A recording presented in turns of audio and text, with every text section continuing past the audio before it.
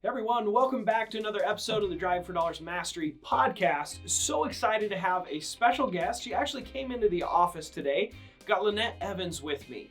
Lynette is a student here in my own market here in Utah. She's a little bit south, but she drove in to see the team and meet the team. I opened my doors to all my students to come meet the team and be in the business and see it happening real life. If they would like to have people fly from all over the country to meet me, I absolutely love it. But we decided to record a YouTube video and a podcast for you guys today with Lynette and her story. She's been on the podcast before, but we talked a lot about the mindset and the difficulty and the struggles and the importance of surrounding yourself with the right people and really pushing through the struggles. And she mentions something very important, that if it was just for the money, she probably would have given up by now. But there needs to be a deeper purpose and a bigger vision of what you're doing and why you're doing it. Lynette is a fighter. She's an incredible person, and I am super excited to have her on today's show. You guys are going to get a ton of value. I hope you enjoy. And as always, if you guys get value from this episode, make sure you share it with a friend or a family member so that I can serve and bless as many lives as possible. Please help others. Please pay it forward by sharing this podcast. Everyone, thank you so much, and let's dive in.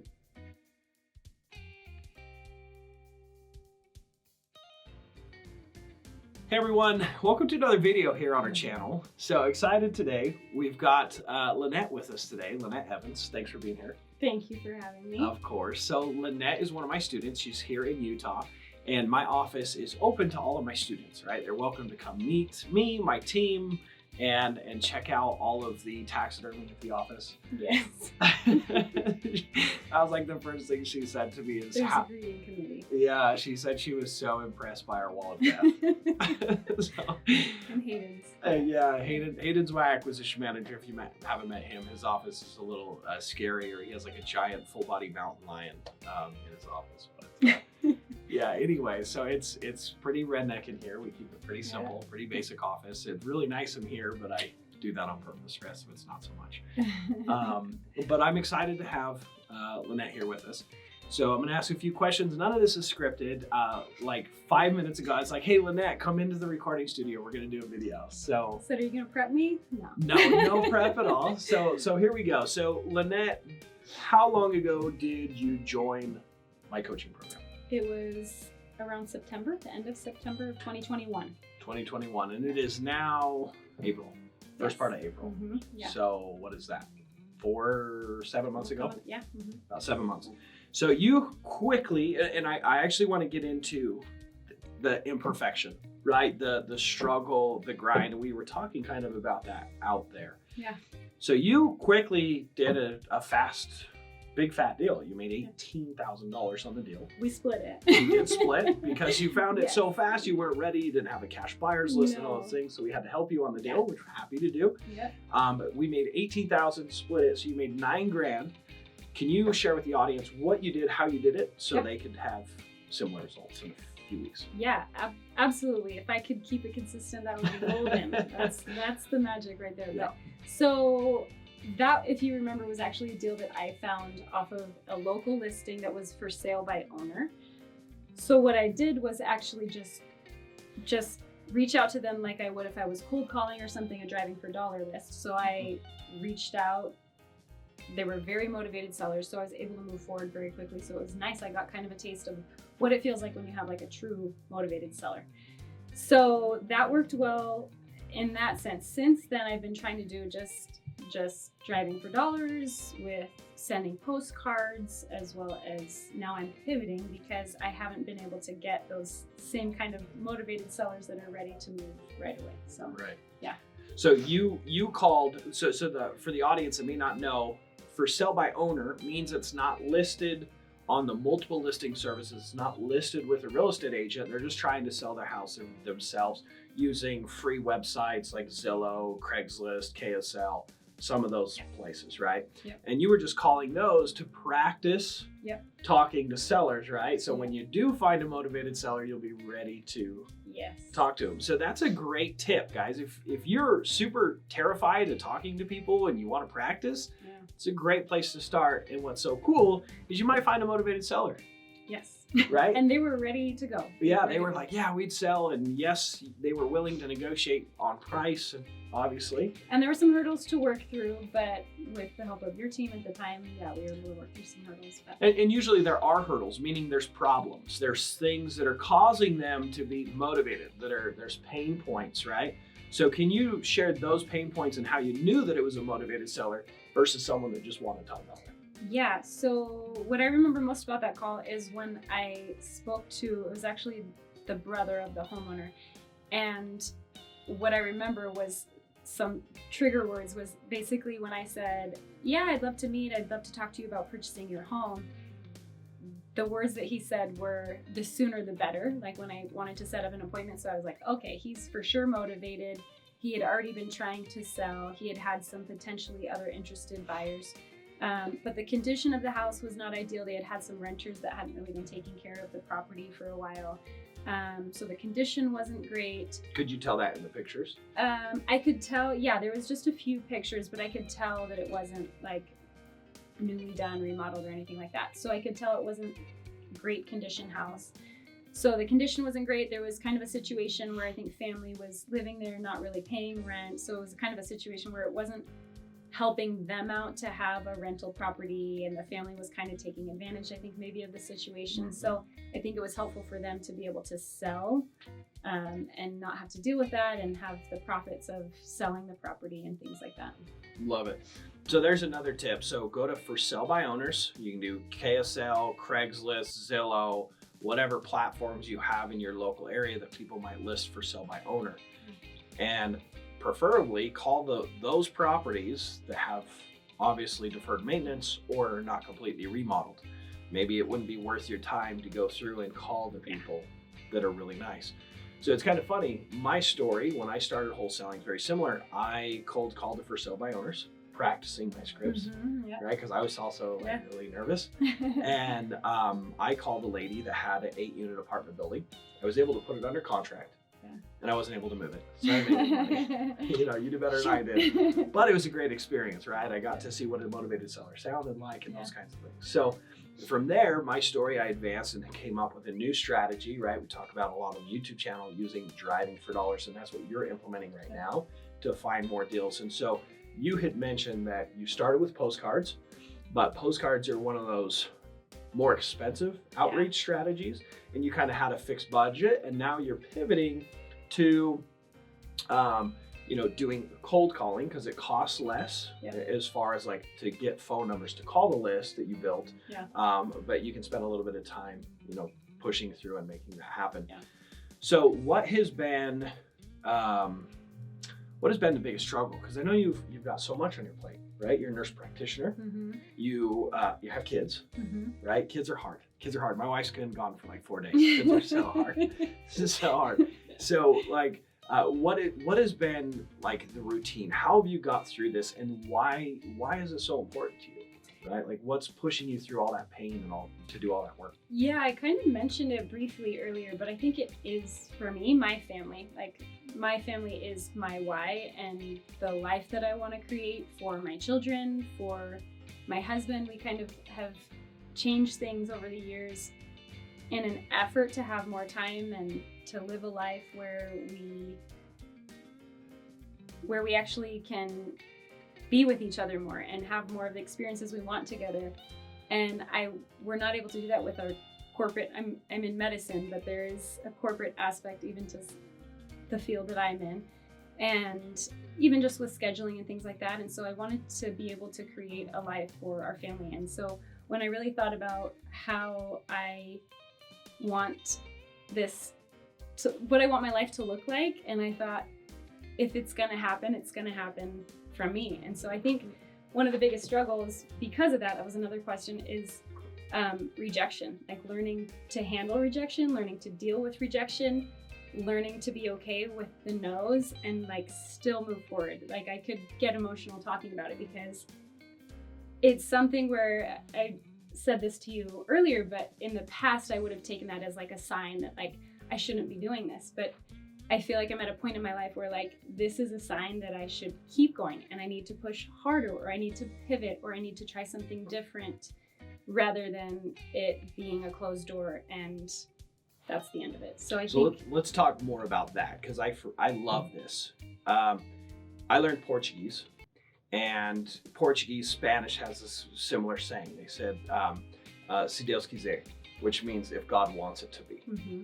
Right? It's very common. I think in Hebrew or Arabic or something, Yes. it's like inshallah or something. Yeah, like that's where it originates from. Yeah. Right? And so a lot of people, you know, they have this thought process and belief, and I'm a God-fearing man. I believe in God. I'm not coming down on people's beliefs or faith. And I am as well, yeah.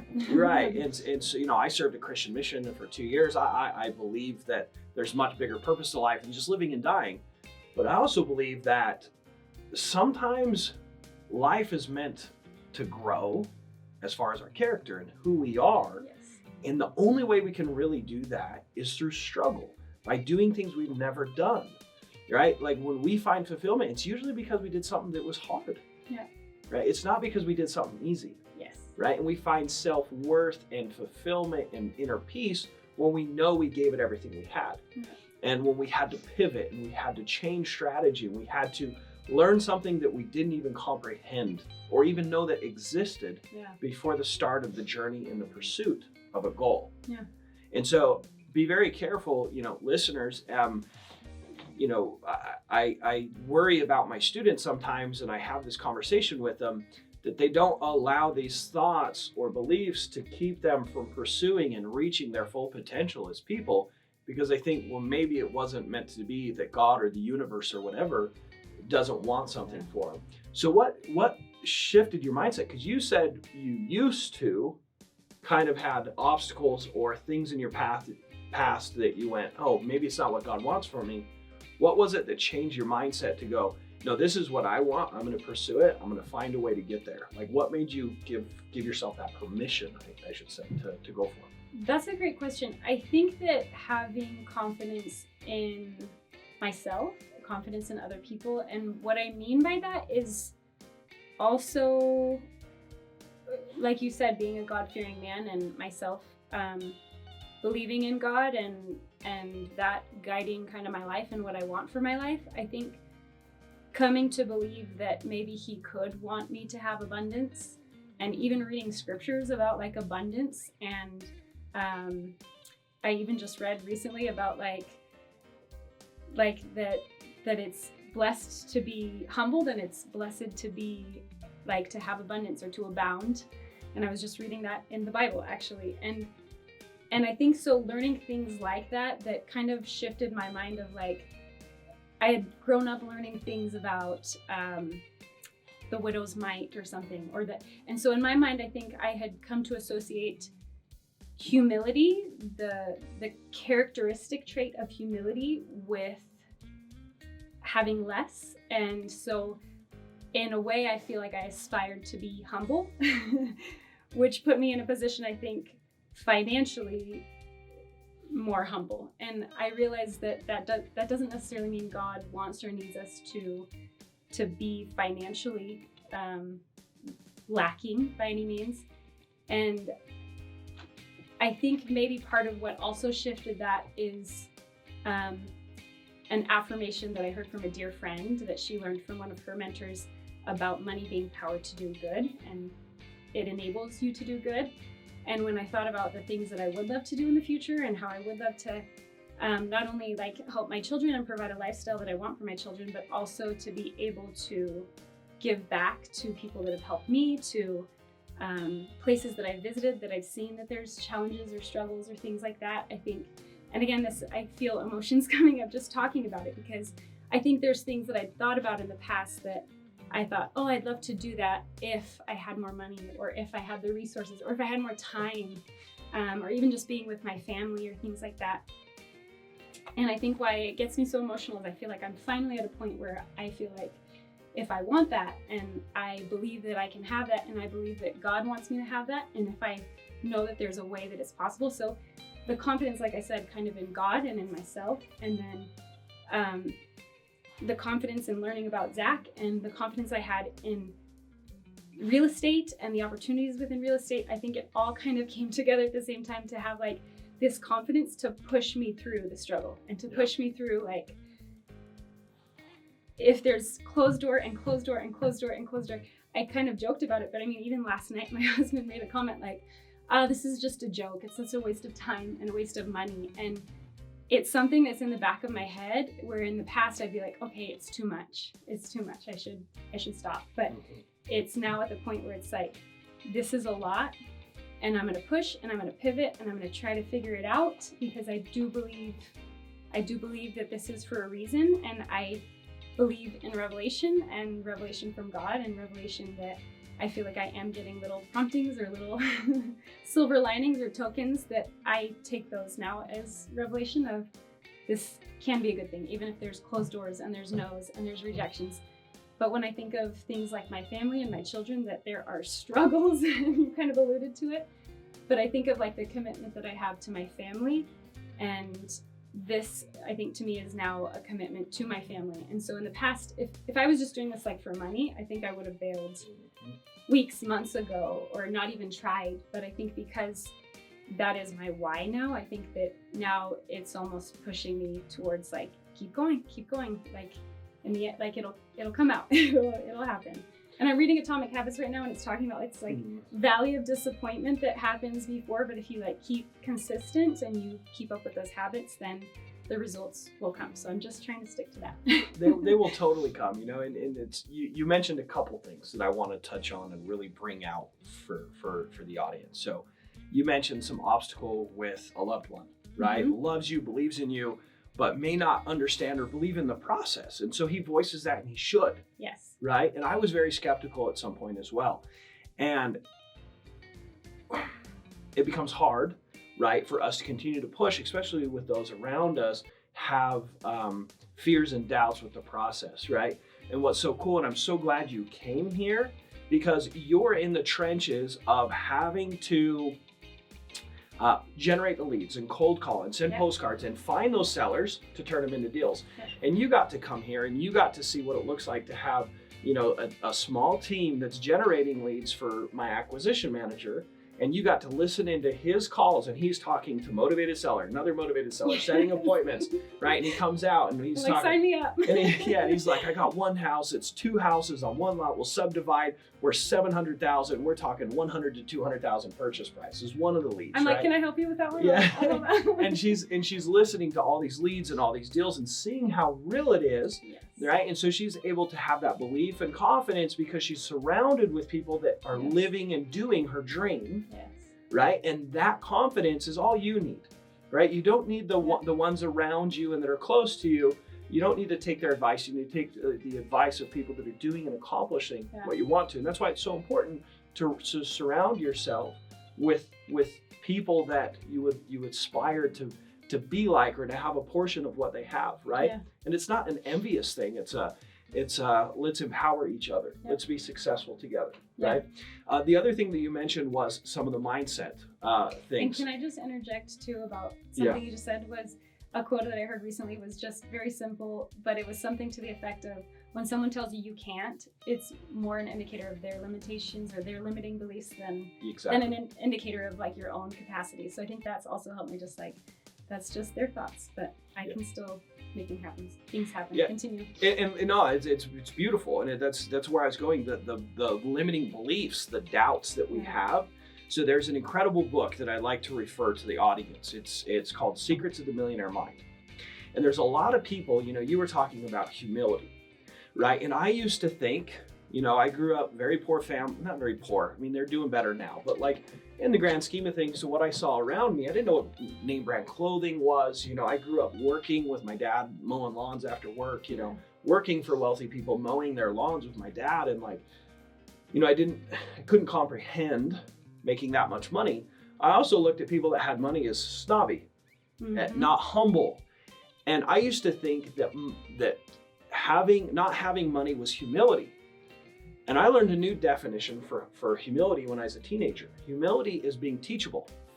Humility is being willing to not It's the opposite of arrogance. It's thinking that you know everything, but being open to changing your perspective and listening and trying to understand other people's perspectives before you try and shove yours down their throat. And this book, Secrets of the Millionaire Mind, talks a lot about that mindset. And if you have the belief that having money's bad, you'll never have money, right? If you don't think you'll be a good and wholesome and humble person by having money, you will never have money. Right? So if you have these inner feelings or inner negative feelings about someone that may have money, there might be someone that's rich that you don't like. That's fine, right? I have plenty of those, right? But I think that money is just a tool and a resource to, have a platform. And if you're not the greatest person, there's going to be a light shown on you because you now have a platform. You have influence with money. So that's an incredible book. I know that there's been a ton of value and a ton of gold nuggets. I want to ask the audience if you guys could comment below what were some of the favorite things that you got out of today's show. If you guys like this format as well, let me know instead of me just talking to you guys. Let me know and I could have some more people on the YouTube channel. Everyone, we are out of time. So everyone, thank you so much. Lynette, thanks for being here. Thank you so much, Zach. I appreciate it. Everyone, thank you so much for joining us on another episode of the Driving for Dollars Mastery podcast. Awesome show today with Lynette Evans. Super fun to have her here. Hope you guys got a ton of value. We talked about the importance of having the right mindset and the belief. We give some tips and strategies, right, of how she was able to get that first deal and how you could go out today for free and start calling for sell-by owners, and especially the ones that are run down. It's not going to be a giant list of people, but there is potential to do a deal there. I hope that you guys take action, learn a ton along the way, and get your mindset right. If you guys haven't checked out that book, Secrets of the Millionaire Mind, make sure you grab it. And if you guys have any interest in learning more about my coaching program and learning how to get direct access to me as your coach and your mentor, I'd love to serve you and help you. It's very easy. Go to the link in the show notes and book a call with us to talk about the coaching program. Everyone, thank you, and we'll see you in the next episode.